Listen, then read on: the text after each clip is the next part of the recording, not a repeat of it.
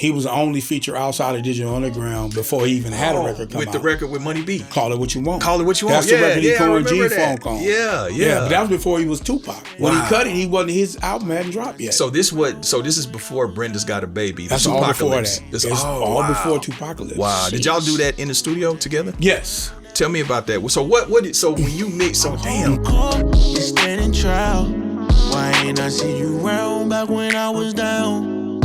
What's up, world? It's your boy Big Court of the Holdin Court Podcast, and I'm back one more again with my oldest, beautiful daughter, Rachel Renee. What's up, world? We about to get laced. Hey, man, we about to get laced. Hey, listen, we got some hip-hop royalty, some hip-hop history in this joint, and I don't say that lightly, because y'all know I talk to the people I want to talk to. I talk to the legends, you know what I mean?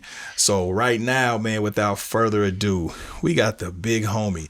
Now, this is the thing. There's two names, right? There's Big Hutch. You know, we got Big Hutch, OG, Cold187um. Sometimes it's three. From the legendary group Above the Law. What's good, OG? Man, I'm blessed, bro. 10 toes down. Yeah, man. You know, I appreciate you coming, man. I appreciate you having me, man. Yeah. You know I've been stalking you on social media for a while.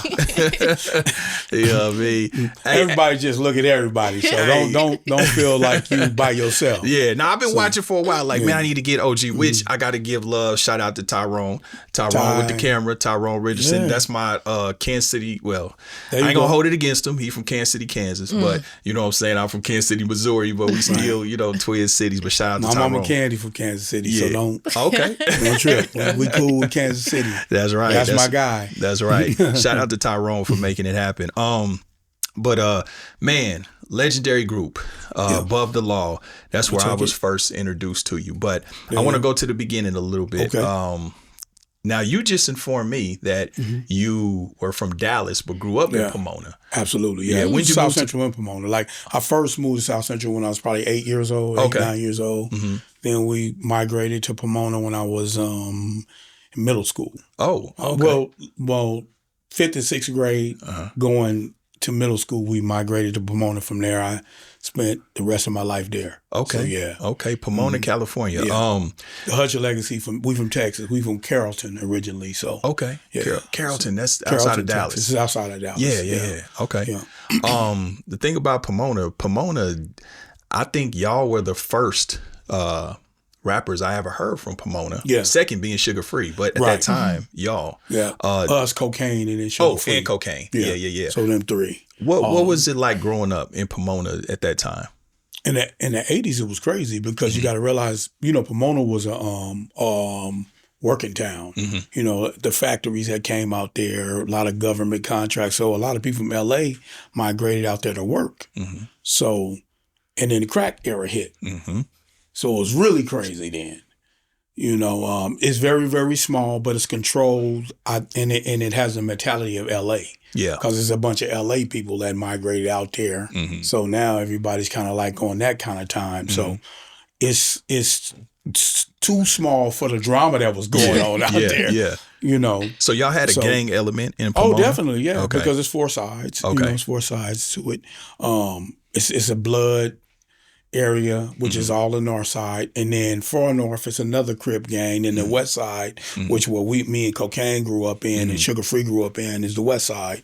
Then you got the south side, right? And so you always have that gang element, but it's a big pimp element too, right? Because out there, Hope Boulevard is one of the longest running pimp blades in history. It's called Hope Boulevard. Hope or Holt? Holt, like Holt. Holt. Oh, okay. I was about to say, damn. Like it's called Holt Boulevard? Holt. Okay, Holt. Okay. Yeah, like Holt Boulevard. Okay. Yeah, that's one of the biggest, pimp blades. Okay, that makes sense. Long lasting. So it have all three of them elements. So you see it's a working town. Yeah. So everybody's kind of indulging. Everybody's kind of, kids are kind of like small niche. But the funny thing about it, the gang element never came into play heavy until we got kind of older, like for us, I would say middle school, high school. It wasn't like when I was younger. When I first moved here, it's kind of like everybody went and played little league baseball together. Everybody but once people started getting their little, I'm kind of a man. Yeah, smelling your piss, as they used to say. Yeah. And like I was a D-boy, so I was a young D-boy out there. So you was on some getting money shit. Yeah, I never was on the element of like be in the game. Yeah. You know, I'm from a neighborhood, but I never was like, I always was on money because all my big homies was getting money. So I was seeing them driving fly shit. So I'm like, I want that life. What's up, world? It's your boy, Big Court of the Holdin Court Podcast, and I am the co-founder of the OG Network. And if you're enjoying this episode and you want to watch the full episode, then what I need you to do is go download the OG Network. Available on Roku, Google Play, Fire TV, and Apple Mobile. And again, if you liking this and you want to watch the full episode, because we only giving you a little bit over here, go watch the full episode on OG Network. Go download the app now. Don't meet me there, beat me there. Salute. You know what? I think the only set that I've ever heard of, which obviously there are more, is 357. Yeah, that's my neighborhood. Oh, that's your neighborhood. The West Side. Yeah. Oh, okay. They Crips or Bloods? That's Crips. That's Crips. Yeah. Okay. Then you got 357. 456, which is Bloods. That's the North Side. Those are the two biggest gangs. Out there. Okay. You know, and then you have Ghost Town, then you have South Side. You know, you had a South Side Crips. Yeah. Yes, you know. From Compton? No, just in Pomona, in like Pomona. South Side. Okay. You know. So that's not a faction from Compton. That's an independent. That's just straight. I got you. Pomona South Side. Okay. Yeah. Okay. You know. How did you? So I mean, what influenced you? Was there somebody in the family, or is just you being a youngin watching the elements? You know, kind of. I think it was the money, man. It was just the money. I think in the 80s when crack hit, there was so much money flowing easily. Yeah. I was a businessman. I was a young business dude. I'm like, I want that. You know what I'm saying? I want that life. I want that car. I want that. I can get them girls now. I can, you know. But it's crazy because I tell you something that's really, really weird. When you think about Above the Law, we wrote our first record in a dope house. Okay. That's why his name Living Like Hustlers. Okay. You know. But I think if, you know, me, because I studied music since I was 6 years old, coming from a musical family. Exactly. My dad was a writer and a composer and an artist, which is Richard Hutchin, and my uncle's Willie Hutch. Yeah, we gonna get into that. Yeah. So growing up in that era, just studying music all my life, when I probably like 16, started indulging in like getting money on a hustle tip. Yeah. Just, you know, to change my financial conditions really. And that brought us to creating Above the Law. Being in that lifestyle was the soundtrack of what we wrote about. Right. You know, if I never walked that path, so like sometimes you got to go through that dark door in order to see the light of your life. You know, so when you say legendary, it's like, well, if I never do this summer and never hang out with these guys and never, you know, and we never take this path, because all of us, you know, wanted to be athletes. We all, you know, we wanted to either be musicians or athletes. And then when reality kick in and you're like, well, I need this money I need that money to do this. So the dope game brought us there. I'm curious, because in the 80s, I'm a kid, right? Yeah, but absolutely. where I'm from in Kansas City, Missouri, I'm watching the evolution of the neighborhood. I'm watching a lot of cats from LA coming into the city. You know, they got to work or whatnot. But, you know, my time was in the 90s, which was very different than the 80s. Very different. In the 80s, so I want to get into really some gritty street shit with you. There you go. You as a teenager in the 80s, what did you start with? I'm just curious. When you hopped off the porch, like did somebody work? front you work wise? Yeah. Oh, just regular double up 50. Like we just doubled up. The double up 50. That's what he said. Yeah, that's it. Just a double, and then you flip up. You keep flipping up. You keep flipping up. And the cool thing about, I think, us and you know, I know y'all did this too. Yeah. We would team up and cop. Yeah, for sure. We young. Co-op. Yeah, you we co-op young. that so shit. Yeah. If I had 500 and the homie Chaos had 500, KMG had 500, you know, Go Back had 500, whoever was around, my man E. Get you a 4.5. Everybody, exactly. So we could, you know, we gonna go get weight now. Yeah. So as long as we kept doing that, and then we always had an auntie, a cousin with a spot that we could post up and get our money in. Yeah. You know what I mean? So that's how we done it. So I'm curious, really, back then in the 80s, what was a kick at that point? What was a break? Oh man, shoot, you had to, I mean, on the front part or the back part? Like if you went to go get one? On the front part, not what you. Yeah, if somebody gave you, you know what I'm saying? Yeah, 36 O's and I'll probably say then, like in 88, probably 88, you probably looking at about on the fronts here, probably like 18, 19. Okay. You know what I mean? Okay. Out your way, that's like 25. That's 26. a fact. That's you a know fact. what I mean? Yeah. So Yeah, because we right here by Mexico. Yeah, that's right. That's right. I was now, curious. If you go on the cop, you probably could spend 14 to 16. Okay.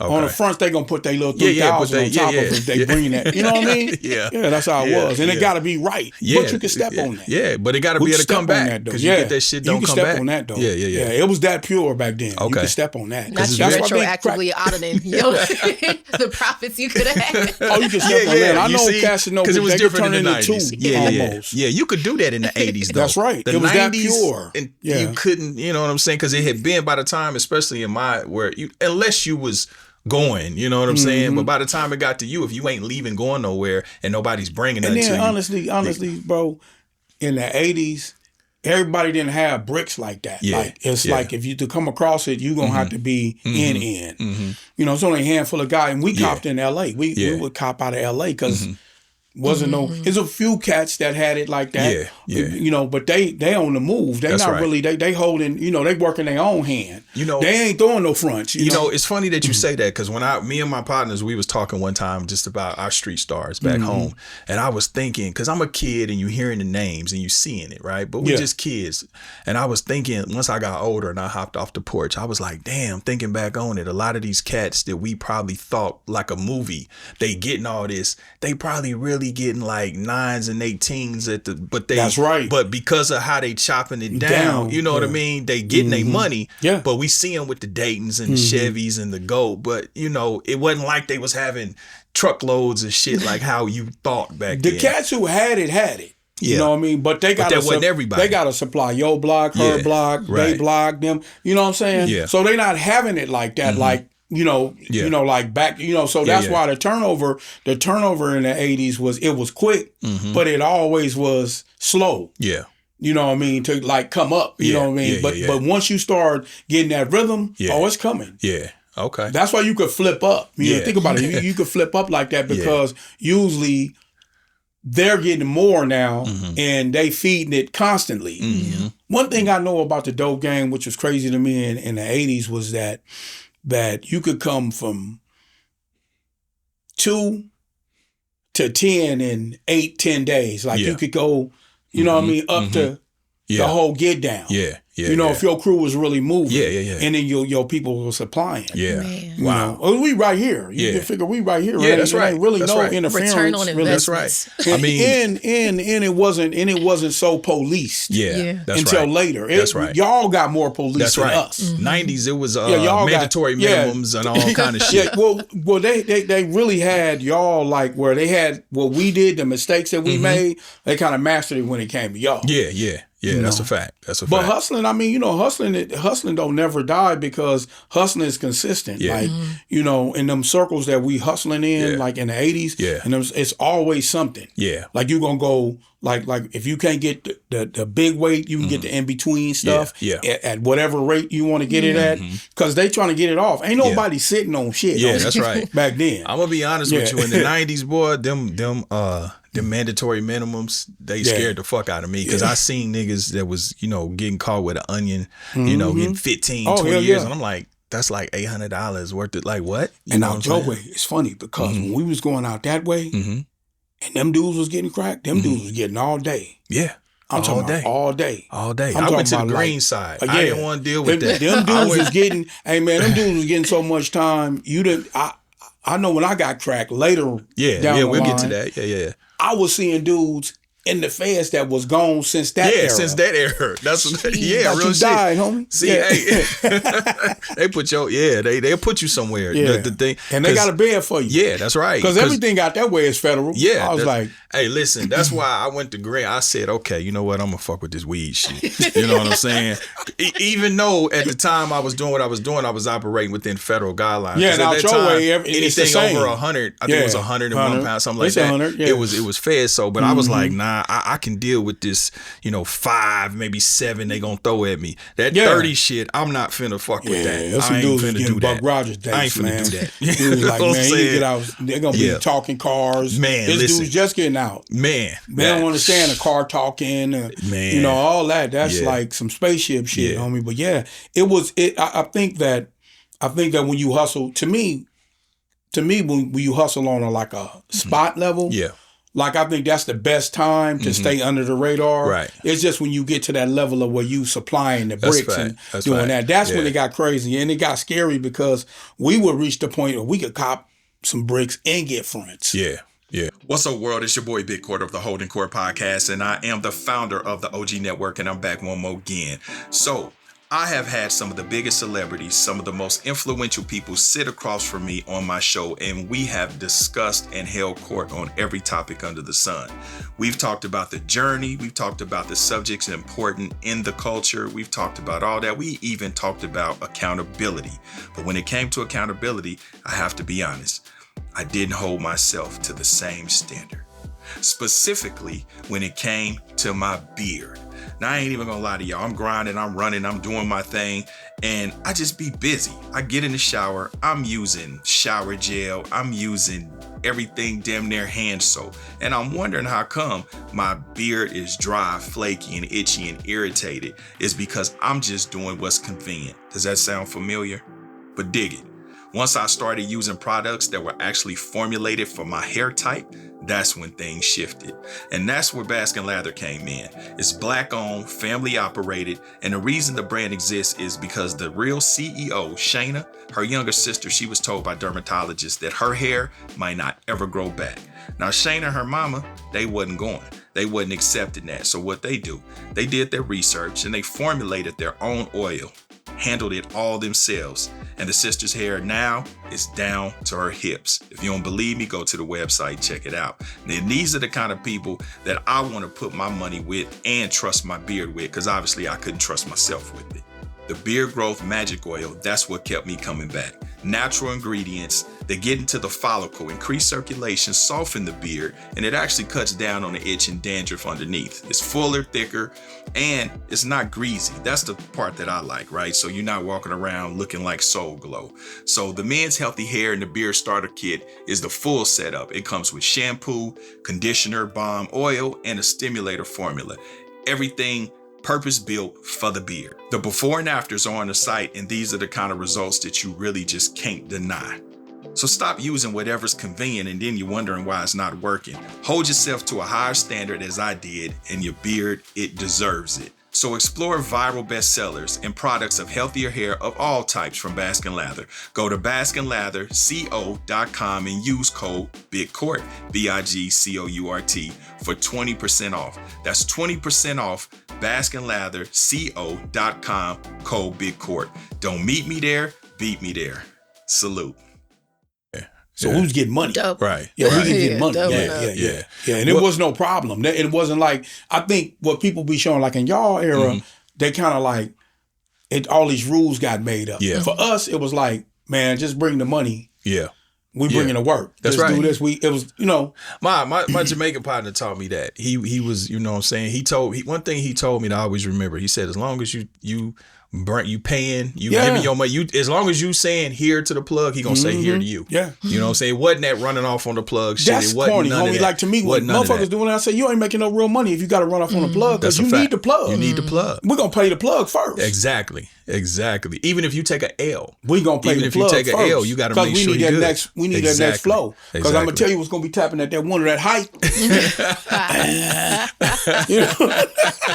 Going to be tapping on that window. Hey, let me ask you, what did you see in that life that made you say, you know what?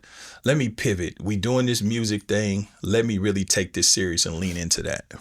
I think the violence to it, like when you got to play with guns, like when you go in a Cobb, you know, losing homies, you know, a lot of the elements that when you dealing with the gang element to it too, and the money get big, that's when the funking go on. Yeah. You know, it became unsafe. At first, it was just the money. Like, the cars are showing up, the fresh shoes, the gear, the bras, it's all good.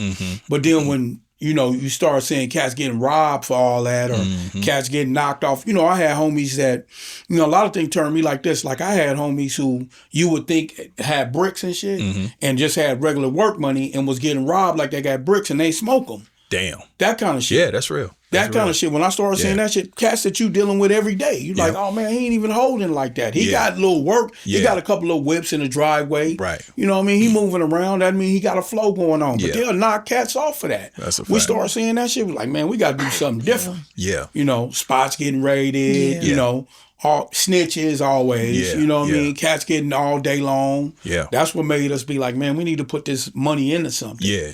So so give me a roll call of Above the Law. Okay, you know, you got Cam G, rest in peace. Rest in peace. Gomac, rest in peace. Yep. You got DJ Chaos. You got me, Cold187, the general, the boss. Yeah. You know what I mean? If you want to go deeper into it, you got Cocaine. Right. You know, you want to go a little bit deep, you got my man Won't, rest in peace. Laylaw. You got my man Laylaw. Yep. You know, which is the governor. Yeah. You know what I mean? Yeah. Yeah. Of everything. And then you got my man Enough, which is like our brother, man. He the one who got us in the game. Like far as, you know, he the one who took the demo to law. Okay. And then they made it make sense after that. So walk me through the process of y'all saying, okay, we got this little hustle money. We gonna call ourselves Above the Law. We gonna do this music thing. Well, first we was called Hustles Beyond Control. Okay. That's what we was, and you know, we flipped it because not because Above the Law, because we just felt like when we did it, we kind of thought different than street niggas thought. Yeah. You know what I'm saying? So we always felt like, okay, we think above all these street niggas. You know what I'm saying? Yeah. You know, we want the money first. We don't want all that other shit. You know, so that's how we incorporated into Above the Law. We became Above the Law then. So a lot of people don't know it have nothing to do with law. Okay. It don't have nothing to do with above. It's just our mentality is above all that other shit. Got you. That normal niggas, you know, we drink champagne. Yeah. We ride fat shit. Yeah. If we got a low rider, it's exotic low rider, basically. You know what I mean? Yeah. So did you Easy used to always say, y'all like the rich niggas in the hood. Yeah. Y'all be talking about that rich nigga shit. Yeah. You know what I'm saying? From a hood perspective. Yeah. You know. Yeah. So that's how we came with the whole concept. Yeah. Did you produce the first demo? Yes. Okay. Okay. Yeah, Living Like Hustlers was the first demo. And 80% of Living Like Hustlers is the actual album. Oh, damn. All me and Dre did was bumped it up to a bigger studio. Okay. Because I did it all. I did it at 16-track studio, some 8-track studio, some, you know. Yeah. So me and him took all of my files, all of the stuff I did, and I think we did the last song, which is the last song was a collaboration with everybody on it from the label. We did Freedom of Speech. And then Kicking Lyrics. We only had 3 songs that we produced from the bottom to the top. But that was all out of my crate. Okay. You Did know y'all what I mean? do that on like a SP 1200? SP12. Yeah, SP 1200. Yeah, it is, yeah. Go ahead with your. Oh yeah. Go ahead, fan so out. I want to fan out, and this is also for the millennials that don't know. So your uncle is Willie Hutch. Yeah. Willie Hutch is the soundtrack to The Mac, The Last Dragon, There you go. and has been sampled to the Roof and Back by 3 6 Mafia, UGK, and recently here Victoria Monet, which I played for you in the car. She also did the Glow. Nipsey too on the Victory last beat. Yes. Willie Hutch too. Heavily sampled. Oh yeah. How was it growing up with that influence? The Last Dragon. The Last Dragon. Go ahead, do Leroy. it. The Glow. You got the glow. That's the uncle. That's this man's uncle. The Glow. Y'all, come on. How was that influence, and did you incorporate any of his experiences, any of his game when you started pivoting into music? Yeah, my dad was his writer, and he co-composed with him, and he was an artist as well. Richard Hutch. So I grew up in that world. What I did one thing I think is powerful for me, what I did when I started producing Above the Law, I put the instrumentation to it because my legacy. Yeah. You know, I played 3 different instruments. I played bass guitar, piano, and trumpet. Wow. Self-taught?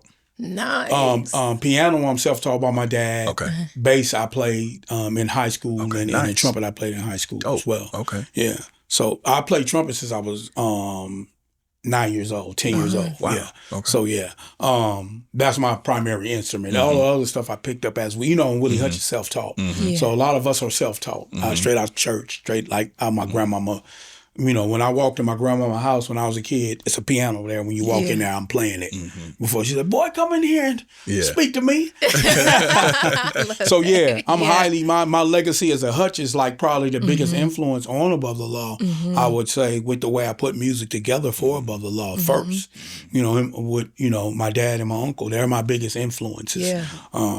So yeah, that was incredible. I was there when The Last Dragon was made. I was a kid when the Mac was made. So I remember Brothers Gonna Work It Out. I remember demo, you know, my grandma's house playing it on the reel to reel. Yeah. You know, so oh wow. Yeah, it's crazy, man. Like the life and the life I have with music, I probably have forgotten more than I know. Like, you know, my uncle and my dad, they wrote for the Jackson 5. Yeah. You know, I met Michael Jackson when I was, probably 12 years old at our family barbecue. Okay. Right. Yeah. So that's the type of people I've been around a lot in my life, you know. So yeah, I'm highly influenced. That's a big influence on me as a hip hop producer, as a producer in general. You know, that's so groovy. Man. Yeah, it is. That's super dope. And I appreciate everybody for sampling us. Yeah, man. So, hey, so real quick, so as you said, like your instrumentation that you use in the music, I remember the first Above the Law album. Which Ruthless, which I want to get to too. Right. Did you produce Living Like Hustlers? Yes, sir. Yeah. What is that? Is that a sample or was that something replayed? That we replayed it. Okay. But it's, you know what? That's Quincy Jones. That's Quincy Jones sample. Okay. Called Hickey Burr. Okay. You know. Okay. Yeah. My shit on there when I was because I think that album came out in 88, 89? 89. Well, it came out in 90. 90. The Murder Rap single came out in 89, December. Okay. That's where everybody thinks it came out in 89, but just a single came out. Okay. My shit was balling. Oh, yeah. Yeah. What was that sample? That's Why Have I Lost You by Cameo. Okay. Yeah. Yeah. I think you sampled the Mac in that too, right? Yeah. Yeah. Yeah. So did you get love on the samples back then? Not really. That album cost us probably, I think it's 80. Eazy was so mad at us. It cost us like 80,000. Damn. But I mean, that's what it was. I mean, you know, it was a big album too. Yeah, it was. It was on Ruthless Epic, which is Epic was experimenting. I think the only two groups they had was us and CMW. I think. Yeah. You were correct on that. On deck because they were on Epic. I think Black or something, Epic Soul or something like that. It was something like that. And then we had Cocaine, which was we were developing cocaine at the time. But Living Like Hustlers was like, I want to say it was 75% samples. And then we played over everything. We played on top of a lot of the stuff too. So as we started progressing into other things, then we started putting more instruments into it. Did you do Murder Rap too? Yeah. Murder Rap was the demo. The original demo was Living Like Hustlers. It was Murder Rap. It was Untouchables. It was Menace to Society. Ballin'. Flow On. Yeah.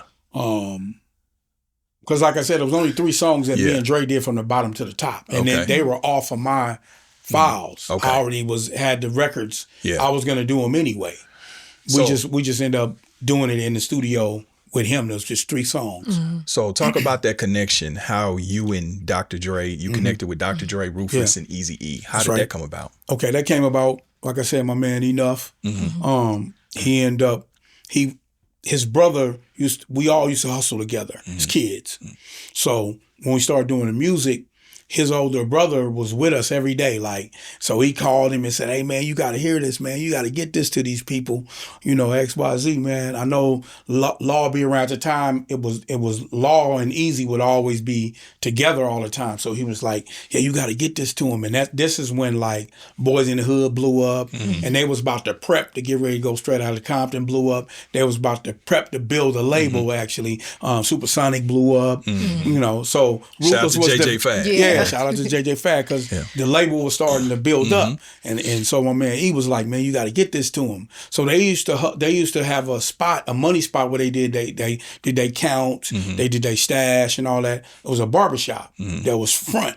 And they used to play music in it. So he brought it down to the barbershop. He said, fuck it, I'm going to take it to the barbershop. He played Living Like Hustlers, all them songs I told you. Yeah. He immediately took it out of the cassette, went and met Eazy, said, you got to sign these dudes. Yeah. These my little homies from Pomona. Yeah. You got to sign. These motherfuckers is hustling like a motherfucker. You know, we got to sign them. So Eazy said, yeah, I sign you niggas. Yeah. Don't worry about nothing. Then he went on tour. Yeah. Motherfucker. So now we tripping. Yeah. We hustling though. You know, we young hustlers. Yeah. We like, so maybe about 2-3 months in it, they done exploded now. NWA done exploded. Yeah. So Eazy call a spot because Ice Cube and Law came to a party we threw. Nut but gangbangers and big ass cars, big jewelry. We up there selling dope. So E, after the party was over, they went back and snitched on us. These motherfuckers out there wilding, man. Yeah. These motherfuckers be in prison before you. God. We didn't give a fuck because it was like the height of us getting money. Now we, like I told y'all earlier, now we getting cop, we getting front, we buying our own bricks. We like, oh, this shit cool, right? Fuck them motherfuckers, they don't call back. We don't believe motherfuckers anyway. You know, That's so probably created a sense of urgency for so E. he called us. He said, hey, little nigga, I'm trying to sign you. Facts. You gonna be in to go to prison. jail. You gonna be dead or in jail. This is real talk. I'm like, what the fuck? I'm like, hey, homie, we making a lot of money every day, so you got to show me. He said, all right, little nigga, come out here. Yeah. So he summons us basically to come out on the Straight Outta Compton tour to show us how much money they was making. And then we saw it was real, and then we came back and shut it because we had multiple spots at that time. We came back, we started gradually shutting our spots down, got real quiet. They come off tour, put us straight in the studio. Wow. And that was it. I mean, in the shot they already had called a shot. Dre, Eazy, and Law, they already called a shot that they was gonna do it because they were trying to build a label. Yeah. And then the rest is history, dog. Like it's the birth of everything that you heard from us continuing on with the Ruthless legacy, because at the time, Doc hadn't dropped yet. Doc was about to drop and Miss LA was about to drop. It was just NWA and JJ Fad out at the time. Yeah. So that's the transition of like it becoming a real label. Yeah, I remember. With the rest of the artists dropping. Yeah. I have a question. You did an interview a while back, and you talked about an incident where y'all were basically running a play, and you needed some assistance from Jerry Heller, and you basically was like, listen, this is what we need, and we need this to do it. Right. And he talked about how he appreciated your boldness. How did you have that confidence to press like that, especially at the time where the industry was so new and still trying to figure out what to do with y'all? Well, he know. I'm the littlest dude in my crew. Yeah. Okay. But I'm the pet bull. Right. Okay. Right. So if you want to get some shit done, put Hutch on the phone. Yeah. Yeah. And I always been like that from a kid. So people call it Napoleon complex. But they say he the leader. Talk to the little tough nigga. So it's like that. They just put me on the phone like, I don't think Hutch gonna go for that. So I get on the phone and I'm like, hey, check this out, man. You need us more than we need you. Yeah. You know what I mean? It seems like we in a situation where whatever we want, we need to be having it because you need our record. Yeah. Right. Yeah. And if you don't do this ain't gonna happen. And he had so much respect for me after that. He's like, man, this little motherfucker talk so much shit to me. You know what I mean? Yeah. And I was, I never was afraid to express myself for something that's right. I tell people this all the time. I tell wifey this. I say, everybody looking for a viral moment. Yeah. I'm looking for the truthful moment. That's right. You know what I mean? That's how I always stayed. So I'm going to tell a motherfucker the truth, like you need me more than I need you. You know, and he's like, this young motherfucker, like he... And then Eric would just be over in the corner laughing. I told him, motherfucker, you wasn't going to go for that. That's what I was finna go to, bro. You spent a lot of time with E. You know. It's my very, very close friend. What was Eric Lynn Wright? What was he like, Eric?